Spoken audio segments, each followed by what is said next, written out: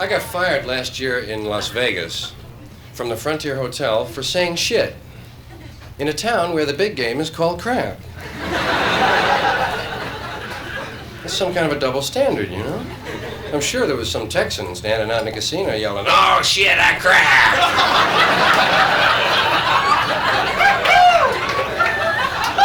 Well, they fly those guys in free, you know? Fired me. Shit. You get as much trouble saying shit as you can smoking it then. Shit's a nice word. It's a friendly, happy, you know, kind of word. Handy word.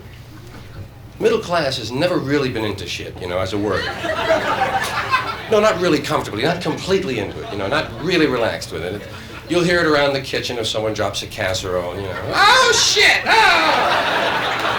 Oh, look at the noodles! Oh, shit!" Don't say that, Johnny, just hear it. "Oh, shit." Sometimes they say shoot. They can't kid me, man. Shoot is shit with 2 O's. No one ever uses the word shit really literally, you know? It's always figurative speech. "Hey, get that shit out of here, will you?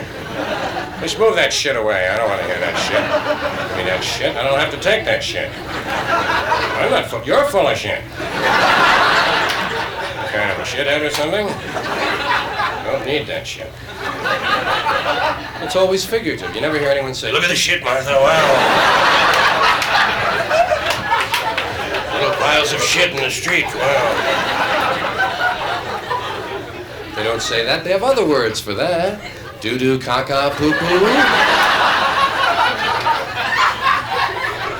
And good old number 2. Could never figure that one out, man. How did they arrive at that? Out all the numbers, 2 gotta mean shit. Why didn't they pick 13? They didn't like that one anyway. That'd be easy to remember. 13 means shit and bad luck, right? I got it. My dog does number 5. That's 3 1s and a 2. Your dog does that, right? Dogs do a lot of number 1s, man. They really do. They hold that and they spread it out all over town if they can. Because they know if they do 1 all at once, you take them right up the house again, man. They save 1, little here, little there, man. They can do 20, 25 number 1s and... I told my little girl, you know, that our dog did number 5. I said, "Hey, Bogey did number 5, you know, 3 1s and a 2. Ah!" She thought that was great. She kept running back for an hour, man, telling me different combinations, right? "Hey, he did 21, 10 2s and a 1. Ah! Kids are like that. They love a joke, man. They really run with it forever. Just 4,000 variations on a theme. Hey, another aspect of the word shit. To the drug community, a nice term. Sounds. What is Time Magazine calling it this week? Drug culture, mini culture, micro culture, whatever they are. They have a million hyphens over there at Time Incorporated. Throw them around. Yeah. To the doper, shit means something very special. Shit means shit. Yeah. Whatever you smoke, drop, shoot, snort, rub into your belly, or whatever, is your shit. Especially grass, most often referred to as shit. Yeah. Got any shit? No, I'm out of shit, man. Why don't you lend me some shit? You already owe me some shit. I wonder if one narcotics policeman, I call him narcotics policeman because I don't like the word narc. It sounds too final, you know? Narc. Sounds like it's over. Narcotics policeman sounds like you might have a chance of talking him out of it, you know? Good luck. But I wonder if one narc could go all the way through school and not know that shit means shit. He might. Sure be in for a lot of surprises first day on the job, though. some guy would roll up to him. Hey, you want to buy some shit? Well, I'd never thought about it, really. Where'd you get the shit? Try to draw him out, find out the identity of Mr. Big, right? Well, we brought it back from Cambodia in a guitar, man, and we made brownies out of some of it and gave some away as a wedding present, and we're selling the rest, man. Sounds like some sort of a religious cult. How much is the shit? I'll let you have 2 ounces for $90, man. Must be good shit. Yeah, it is, man. Think you want some papers with that? Yes, better let me have a roll or two, would you? Oh, God. Oh, shit.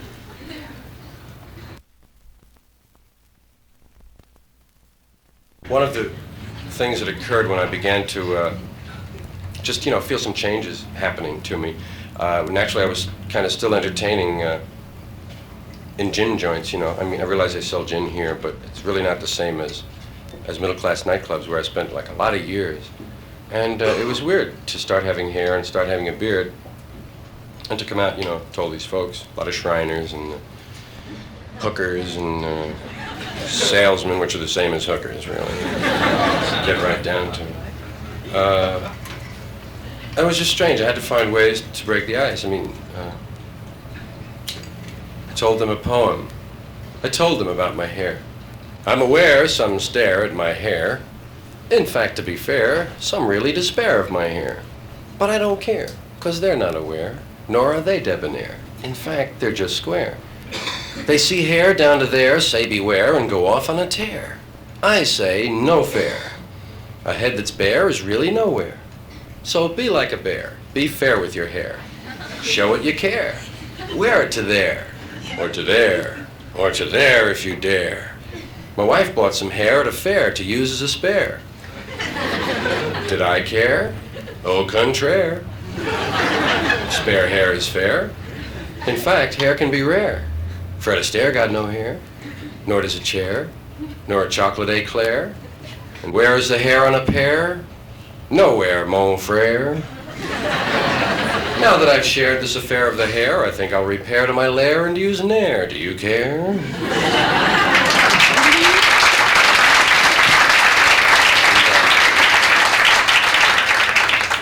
Here's my beard, ain't it weird? Don't be scared, just a beard. That's the thing, the word beard shook a lot of people up. Beard! It's not American sounding. Beard. Lennon had a beard. Gabby Hayes had whiskers. Monty Woolley had whiskers. Yeah. Well, anyway, I mention hair because I've only had extra hair for about a year now, and actually it's the same hair I always had, just used to be on the inside. Wearing it in a new location, that's all. And I found there are some advantages to longer hair. For one thing, it covers the pimples on your neck. One of the disadvantages of longer hair, a lot of people think you're a commie fag junkie. And it's tough to talk about 3 things at once, What would a commie fag junkie sound like, Workers of the world unite.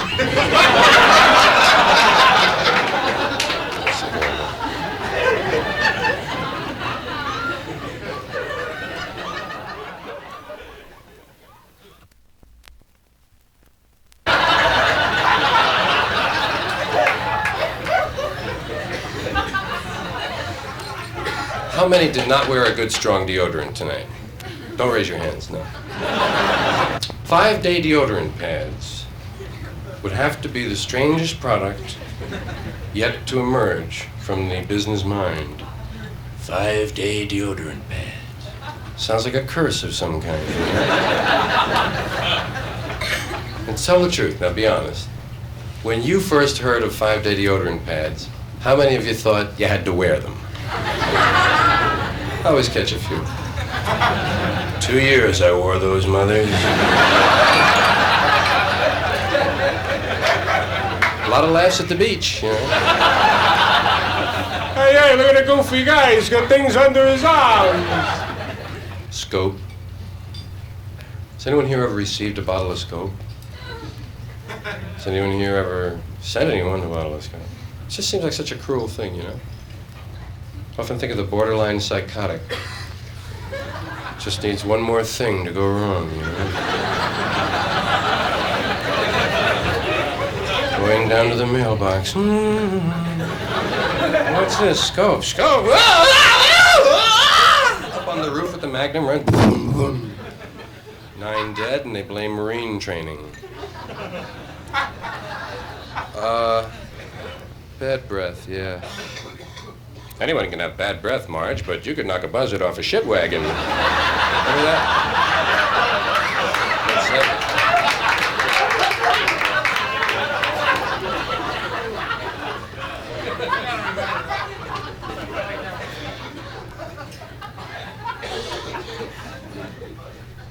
Hey, if you ever run out of deodorant, I never mentioned that.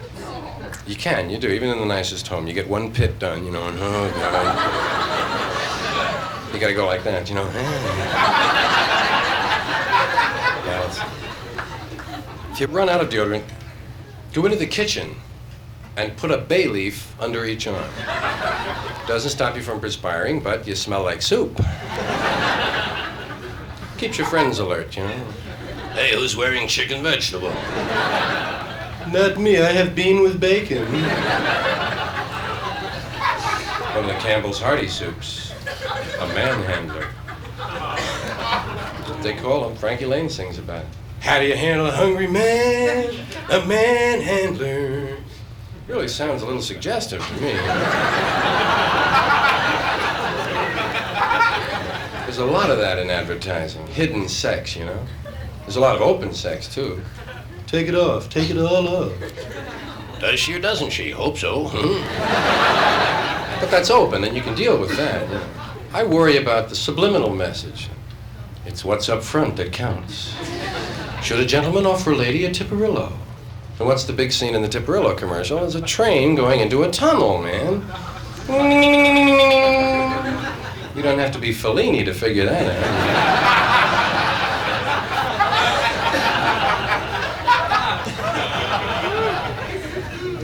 But not all of the sex in those commercials is wholesome, normal, good old-fashioned American, man on top, get it over with quick. Sometimes it's bizarre. I'd walk a mile for a camel.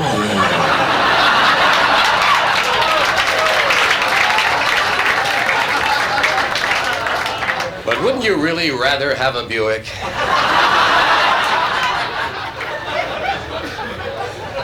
I can get my hands on a Toyota. Well, they say Plymouth makes it.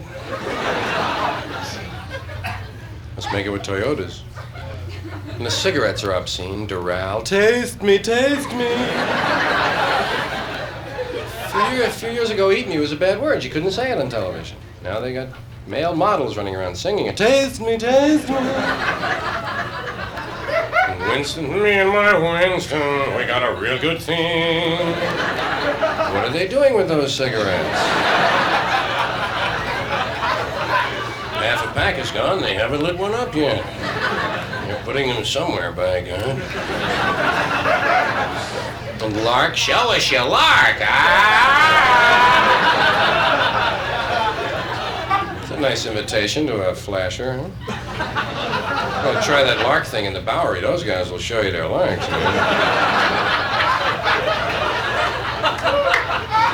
And then the filthiest slogan of all. It's not how long you make it, it's how you make it long.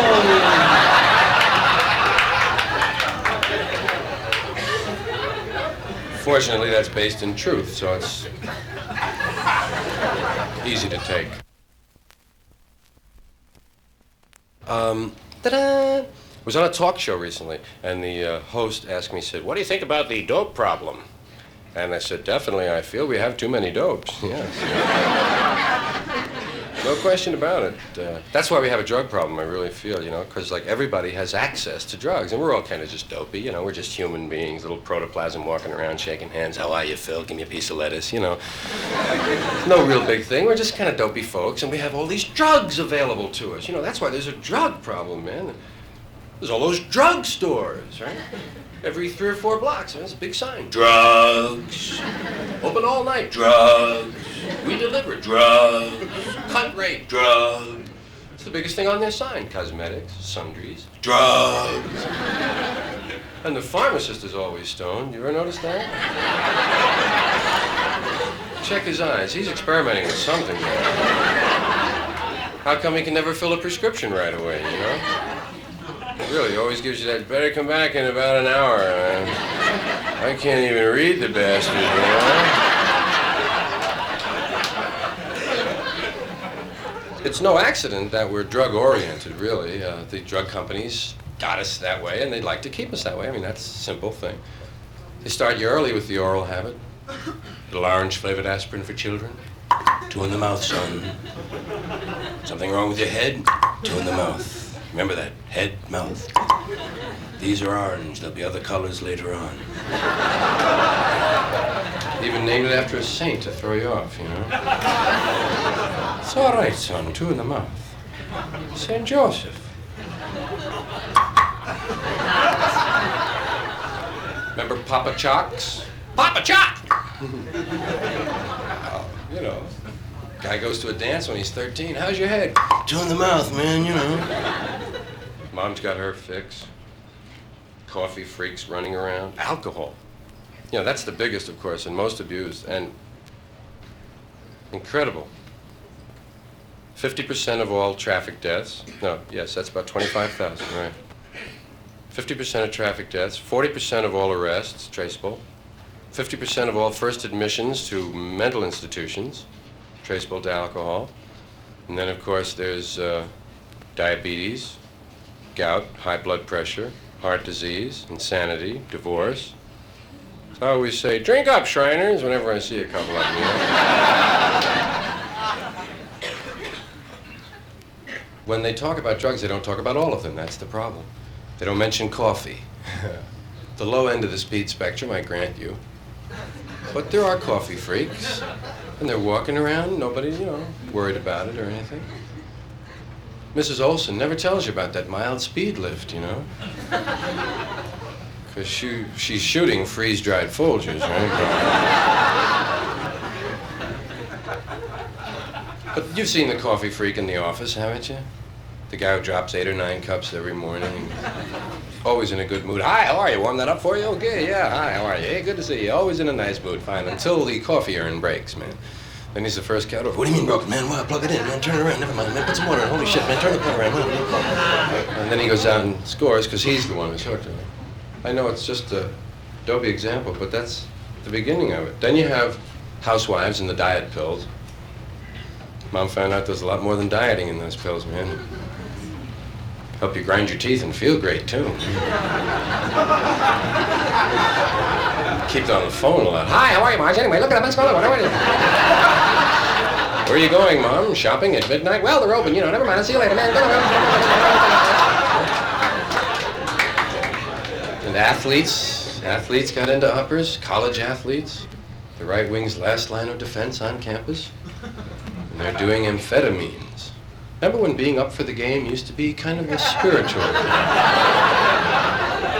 Now, man, you up for the game? Been up all week, man. Birth control pills. That's part of the drug scene, isn't it? You'd have to count them. The entire female population of the U.S. is being used as the guinea pigs to find out if birth control pills are going to have any side effects or not. Isn't that nice? Really, if every lady who used them gets to 61 and one leg gets shorter than the other one. Yeah. Better call the pills back. Birth control pills are still on prescription. You still need a note to get laid, you know. So bad. Not only do you need a note, you got to go to one guy to get the note, and then you got to bring it to another guy. Everybody's in on it, you know. Ladies must feel silly going in there. Here's my note.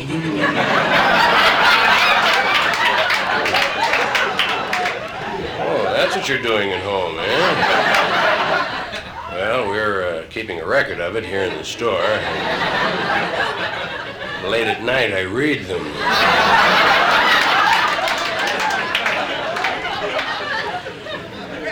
Well, someday birth control pills will come off prescription.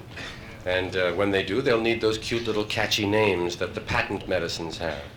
They'll sell birth control pills, you know, in the corner drugstore. There'll be 1-cent sales at Rexall. There'll be attractive little cartons, merchandising campaigns, a special Christmas package, and they'll be right up there with the Schraff's 2-cent mints at the cash register, you know. Take your change in birth control. And they'll need those cute little names which describe what the product does. Names like, well, we have so many patent medicines today. Sleep Ease, No-Dose, Denture Grip, Orifix. Sounds a little freaky, that one, I don't know. Listen, may I have an Orifix?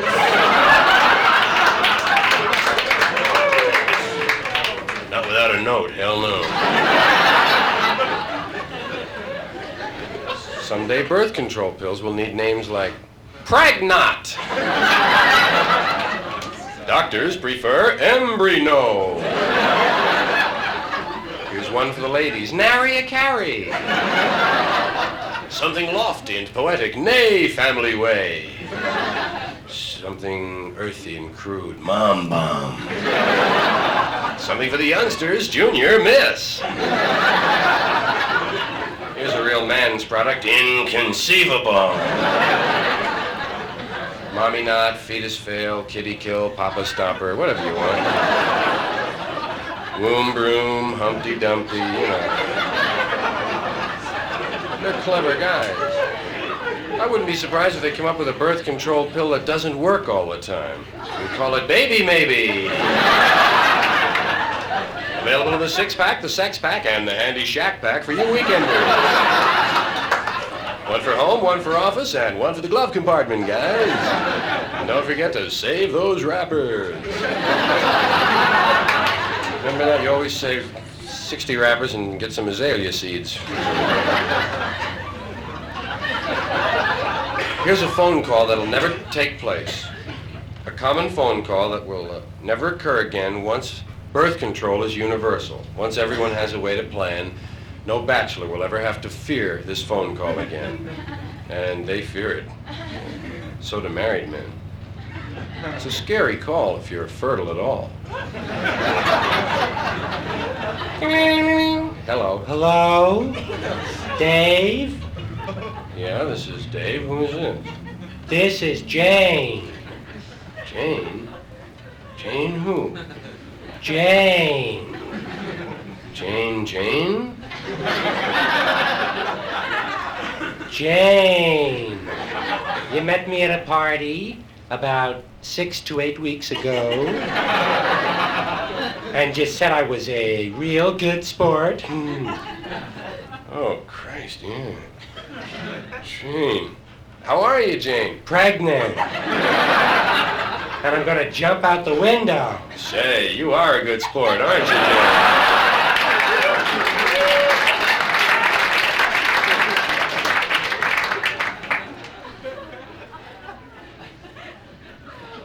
It is a male sexist pig joke, really.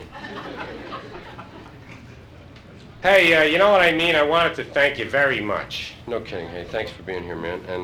And thanks for the use of your head on an early show like this. I appreciate it. Don't forget, it takes 2 fingers to make the peace sign, just like it takes 2 people to make love. When you go like this, you're jerking off. Good night, guys.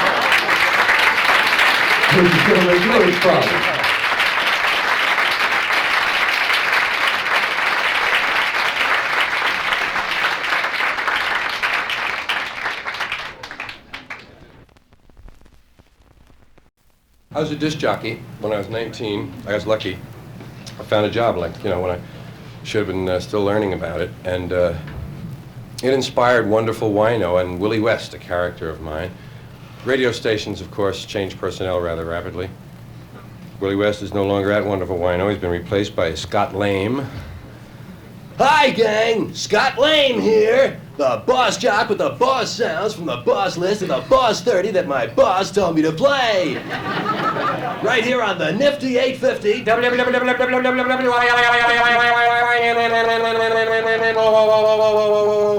Wonderful Wino Radio! Wonderful Wino! The big sound in the big town. Wino time, bing bong, 5 minutes past the big hour of 5 o'clock. Hey, we get started one of the big sounds this week. Number 5, number 5, number 5, number 5, number 5, number 5. Last week was number 9, number 9, number 9, number 9, number 9, number 9. Moved up 4 spaces, 4 spaces, 4 spaces, 4 spaces, 4 spaces. Here it is, one of the new super groups, Crosby, Stills, Nash, Young, Merrill Lynch, Pierce, Sacco, and Vanzetti. And the ever-present footprints cross the shadows on the carpets of the hallways of the memories of your mind.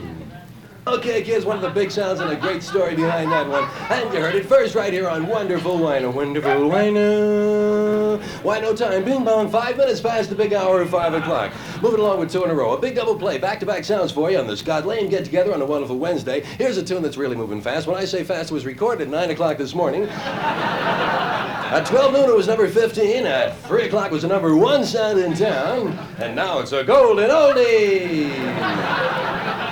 Solid gold to make you feel old. Solid gold to make you feel old. A golden flashback from the summer of '69, before you were born, remember, kids? Here they are, the Red, White, and Blue Electric Outdoor Protestant Blues Band. Jenny.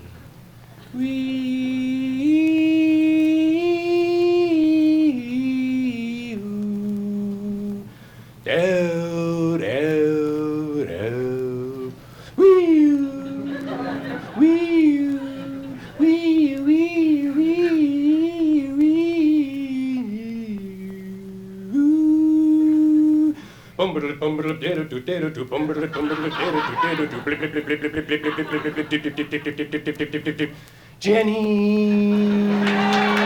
Okay.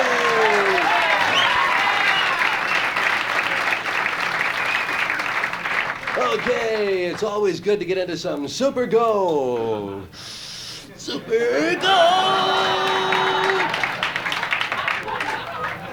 Okay, we'll take about 5 minutes out here for the latest news from around the world from the award-winning Wino Newsroom, and then back with more of the big sounds for you here on the Scott Lane get-together for wonderful Wednesday afternoon. Wino time, ping pong, 5 minutes past the big hour of 5 o'clock. As soon as we come back, we'll be listening on medical records, Won't You Take My Heart by the donors, and My Body is Rejecting Your Heart by the recipients.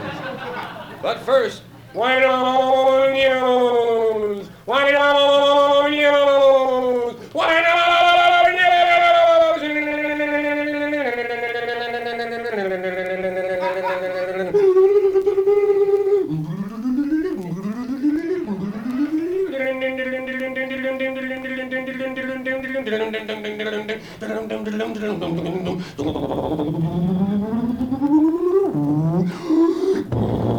From around the world, across the nation, and up your street, here it is, Wino News, with Wino Newsman Bill Beeper. Saigon! Phnom Penh! Bangkok! That's it from Wino News. Details on the half hour. Okay, kids, and back with more of the big sounds for you here. Wino time, bing bong, 5 minutes past the big hour of 5 o'clock. Right here on Wonderful Wino. Wonderful Wino. More hits more often. Big number 7 this week. Number 7, number 7, number 7, number 7, number 7, number 7. This is one of the great bands from San Francisco, Brain Damage. And a tune that's really making it for them. In fact, it's number 3, number 3, number 3, number 3, number 3, number 3. That's right, it moved up 4 spots while I was talking about it. Here it is. Okay, one of the big sounds that you heard right here. On Wonderful Wino, Wonderful Wino. Wino time, ping pong, 5 minutes past the big hour of 5 o'clock. And say, stick around following the show, kids. We'll be featuring some local basketball. Local basketball. Today, Andy Granatelli Vocational plays the mighty purple of Owsley High. One of the big games, too. And okay, let's move back with more of the big sounds. Billy and the Blemishes and One Last Pimple. I got one last pimple from going steady with you. Don't know whether to break it or leave it alone. It's the only one I call my own. Hey, and don't forget, kids, if you have a problem like that, yes, if you're the only one in the crowd who doesn't have unsightly blemishes, pick up on Pimple-On. Now you can put them anywhere you want. Put them all on one side of your face and look the other way. Put a peace sign on your forehead. Spell out your girlfriend's name on your back. Hey, coming up during the next hour here on the Scott Lame Show, we'll be listening to the new John Lennon single, which, if you play it backwards at slow speed, it screws up your needle. And don't forget, the Associated Press tells us that 218 people have been killed on the nation's highways. The National Safety Council expects a total of 500. You're not trying, friends. Thank you, guys.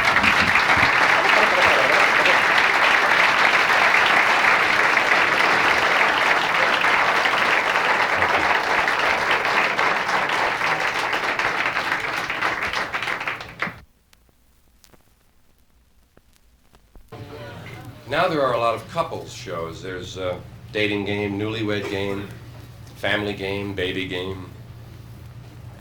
They don't have divorce game. You've seen the shows, bunch of couples sitting around giggling. Ask them dopey questions. Do you have any pet names? Yes, Godzilla.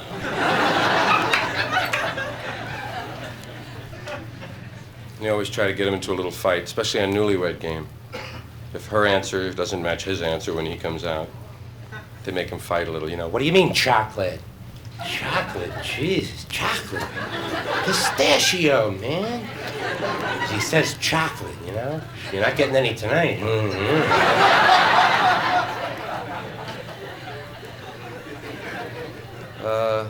I'd like to see Divorce Game. I think it's realistic. It's the one part of the male-female relationship they haven't capitalized on. I mean, they have divorce court on TV. Why not Divorce Game? Face it, it should be a positive thing, not an ending of something. It's two people beginning new lives, you know? Give them appropriate prizes. Give them dance lessons and wardrobe singles weekend, cosmetic surgery, whatever seems appropriate, you know? Get them going right. Welcome to Divorce Game, brought to you by National Van Line. Yes, sir. If you're breaking up a home, let National break it up for you. And now, here's America's favorite divorce funny man, the fellow with the split personality, Don Decree. Love's more comfortable the second time around. Thank you, Don Pardo, and hi out there, everyone. Ooh. Find another nice house today. Welcome to Divorce Game, the show where some lucky couple actually wins a legal divorce right on the air and spends an exciting week together here in Hollywood as our guest at the fabulous Veterans Hospital. And a little later on, we'll be playing our home divorce game. That's where we call a housewife at random and tell her husband is downtown drinking with another woman. Yes, sir. Okay. That'll be lots of fun, but we'll be doing that a little bit later on in our show. Right now, it's time to meet a couple from yesterday, Raoul and Congolia Breckenridge. Been married 16 years and really can't stand one another. He's a pearl diver from Yuma and been out of work for some time now. His hobbies are lighting fires and helping the poor. Her hobbies, collecting foreign tennis balls and knitting humorous cummerbunds. And together they make napalm at home for a local right-wing group. Wonderful couple, and they chose category number 4, mental cruelty. Okay, ladies, cool it. I know that's your favorite, mental cruelty.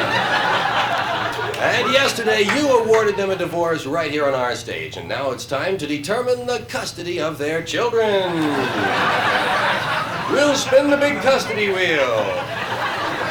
And we'll find out who gets who. Congolia, what are the ages of your children? Well, we have triplets, 6, 5, and 1.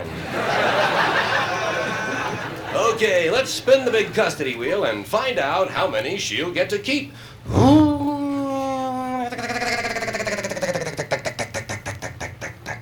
None! You don't keep any. Mr. Breckenridge gets all the children. How do you feel about that, Mr. Breckenridge?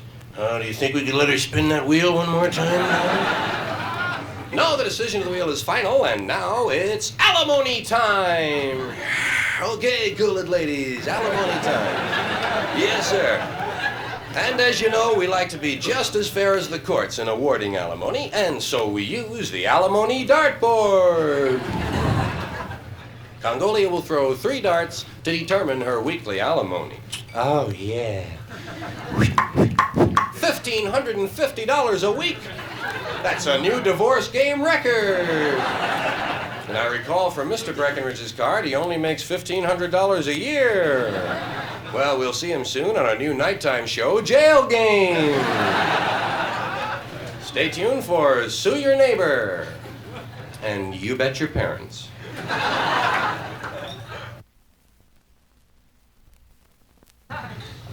Ed Sullivan. Everyone does Ed Sullivan now. Even agents can do Ed Sullivan. I'm sure that somewhere in the world there's a goddamn bear that can, just from being on the show, you know, and watching Ed from the wings, you know, you pick it up. Now, I know that a lot of guys do Ed Sullivan on kind of an amateur basis, and I'm here to help. It's, you know, kind of replace the lampshade for men at parties. Now, dig it. When you do your Ed Sullivan impression, don't worry about the voice or the mannerisms. Just the acts you introduce. The stranger, the freakier the acts are, the better your Ed Sullivan will be. I'll now start my Ed Sullivan. I do the John Biner Ed Sullivan, by the way. Many of the comics prefer the Will Jordan. But the John Biner Ed Sullivan is cued for my ear by saying the phrase, well, now you know. But now you know. But now you know right here on our show. But now you know. I'll get him. But now you know. But now you know right here on our show. Now, just after Connie Francis, her tribute to Carmen Basilio, and immediately following, or just following, the Waltzing Mice, the Maori Fire Eaters, and just before, is that just before or just after? During the aerial photographs of Kate Smith, the entire female population of Guadalajara will run out on our stage and yell out their brassiere sizes. Now in our audience tonight, now you know, sitting out there in our audience, where are you now? There you are. The Loch Ness Monster. That's really here. That's really here. He swam all the way from Scotland. And also in our audience, now where are you? There you are. The world's largest nun. Don't stand up, sister. But now you know. Now you know next week on our show. The Bronze Age. With excerpts from the Protestant Reformation. What would be the ultimate Ed Sullivan act? It would have to be everything that has occurred since eternity. Or maybe, how about Ed just staring back at you for an hour? How are you? I'd like to see them one time. Well, it's over now. No one got a chance to thank Ed either, man. You dig that? The last one that they taped, they didn't know it was going to be the last one because they were due to go into reruns the next week, and then it was canceled after it was in reruns. So at the actual last show after 23 years, nobody really, you know, knew the vibes they were into. What a shame. I would like to have been there just to say, thanks, Ed! No kidding, man. Thanks for all them crazy acts and everything in all those years. Wow. Thanks for the Beatles, Ed. Ed made sure we got them, man. And Elvis, yeah. Little maudlin gang, but thanks, Ed. Da-da-da.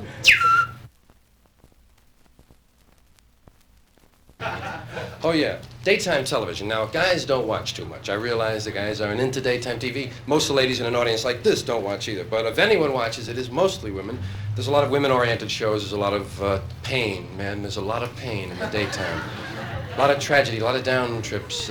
Soap operas, most especially. Ladies don't even call them soap operas anymore. They call them My Stories.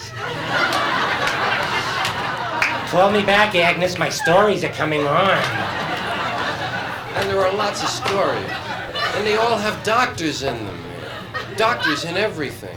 Even if it's not about doctors, he'll be along. There's not much happiness in the daytime, even on the quiz shows, you know, where you'd expect to find an occasional winner. and a little joy. They rarely have a winner anymore. They really don't get to play the games anymore. Damn rules take too long to explain.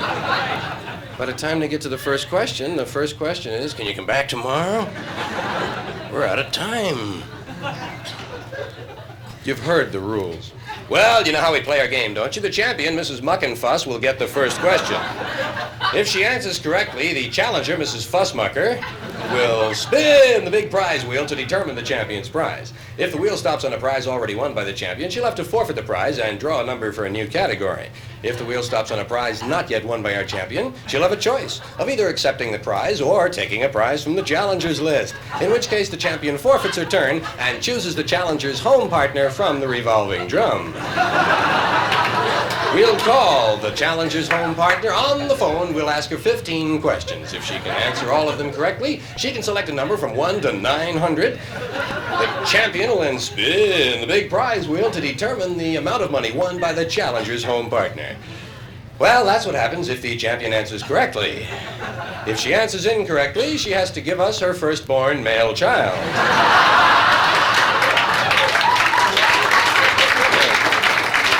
Well, it's only fair.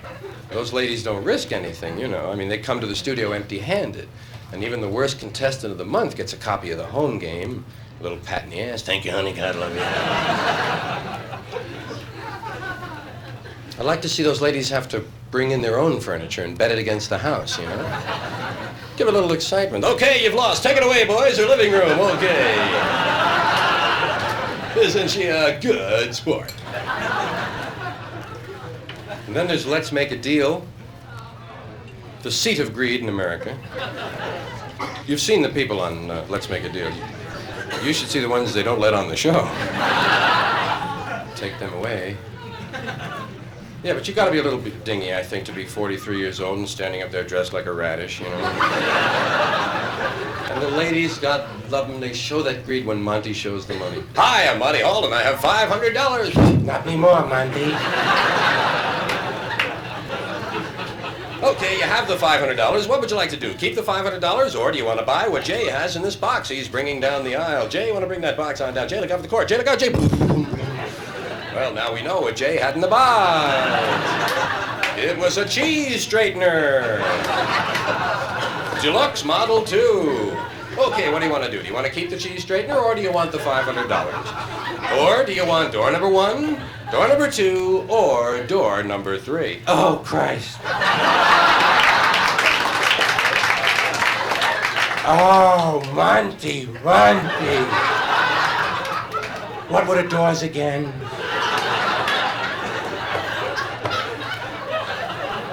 Door number 1, door number 2, or door number 3. Oh, wow. Oh, all right, okay, all right. No, wait, okay, wait, okay. All right, no, wait. Oh, wait, Monty. Door number 1, 3, 2, 8. No, wait, hold on. 2. What? Wait, 1 or 2? 1, 3, 1, 3. Wait. Okay, wait, I didn't go yet. Definitely 2. 1, wait. 3, wait, no. Okay, eeny, meeny, miny, moe, catch a fella by the toe. If you holler, you're out, Monty. No. Okay, I got 4. No, you don't have 4. It's between 2 and 1 and 3. Oh, and by the time she picks, it's anticlimactic, you know, and a little greedy. Yes, that's it. You've won it, a 1971 Ferrari. Oh, God, we have a small car.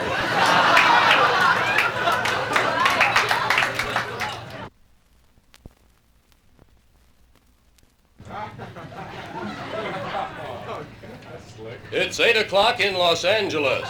It's 9 o'clock in Denver. It's 10 o'clock in Chicago. In Baltimore, it's 6:42.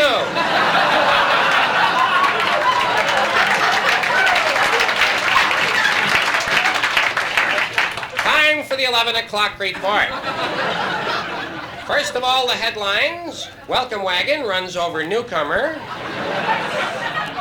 Good humor man slays 10. Pen pal stabs pal with pen. Pediatrician dies of childhood disease. And Jacques Cousteau drowns in bathtub accident. We'll be back with full details in just a moment after this word from Cooley's Cigarettes.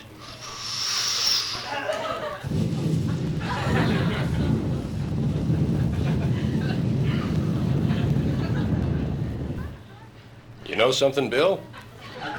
These cigarettes of mine, they taste like crap.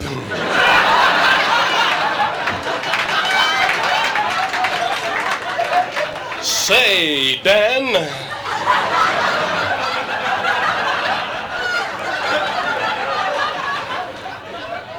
Crappy taste. Why don't you try the cool, refreshing taste of Cooley's? Cooley's, eh? You smoke them? Nope, found them in the subway toilet.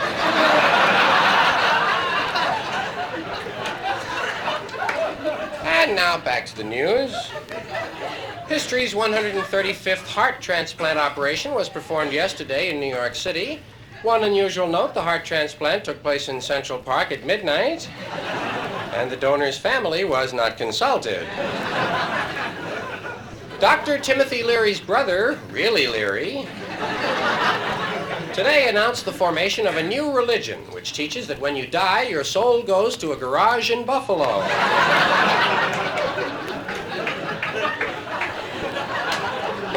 Police today arrested Margaret Fulcrum, a 45-year-old unregistered nurse, and charged her with accepting collect obscene telephone calls.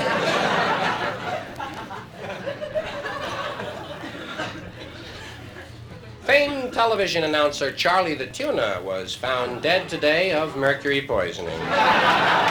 Sorry, Charlie. Good news from the Far East. No one was killed in Vietnam today. However, 3 people died of old age at the Paris peace talks. And former French President Charles de Gaulle rose from the dead today, just to show everyone he could really do it. Well, that's it from the news desk. For the latest in sports, here's Biff Barf. Good evening, sport fans. Biff Barf here in the Biff Barf Spotlight, picking them up and barfing them right back at you. I call them the way I see them, and if I don't see them, I make them up. No games today. However, we do have a few late football scores still coming in from the far west. Guam Prep 45, Marshall Islands 14. Mindanao A&M 27, Molokai 10. Caltech 14.5. MIT 3 to the 4th power. William and Mary 6, Nick and Tony 105. And here's a partial score, Stanford 29. Well, that's it, kids. That's it from the scoreboard in the world of golf today in the Fats Domino Desert Classic. First round leader Willie Waterhazard had a birdie, 2 eagles, and a duck this afternoon. Meanwhile, the favorite Gary Fairway was way behind, scoring a record 609 strokes on the front 9 when he accidentally stepped aboard a bus to Minneapolis while playing a difficult lie from the highway. Well, that's it, sport fans. Join me tomorrow afternoon on the ever-widening world of sports when I'll be presenting the National Two-Man Pall Bearing Championships. And next week, I'll be a guest hunter on American Sportsman. 6 of us are going to kill a rabbit. Now, with the latest in weather, here's Al Sleet, your hippy-dippy weatherman.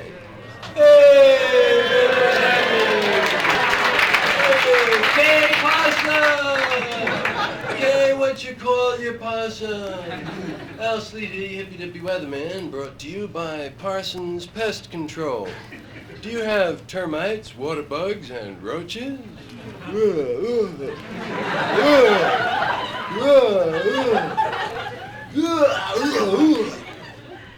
Parsons will get rid of the termites and water bugs and help you smoke the roaches. Present temperature is 68 degrees at the airport, which is stupid because I don't know anyone who lives at the airport. Downtown, it's much hotter. Downtown's on fire, man. Now, if you'll take a look at our national weather map, you'll see that we don't have one. So try to picture last night's map in your mind. Remember all those lines and numbers. Weather was dominated by a large Canadian low, which is not to be confused with a Mexican high. Tonight's forecast, dark. Continued mostly dark tonight. Turning to widely scattered light in the morning. That's it from Al Sleet. Don't forget, if you don't like the weather, move. Thanks, Al. Always a great report from Al Sleet. I think we all know by now Al's been into the mushrooms. Well, that just about wraps it up on the 7 o'clock report. Join us again tomorrow night at 9 for the 11 o'clock news. In the meantime, stay tuned for a brand new comedy series, Double Trouble, the story of Siamese twins joined at the lips. And the merry mix-ups that occur when one gets married and the other has root canal work the same day. Good night, all.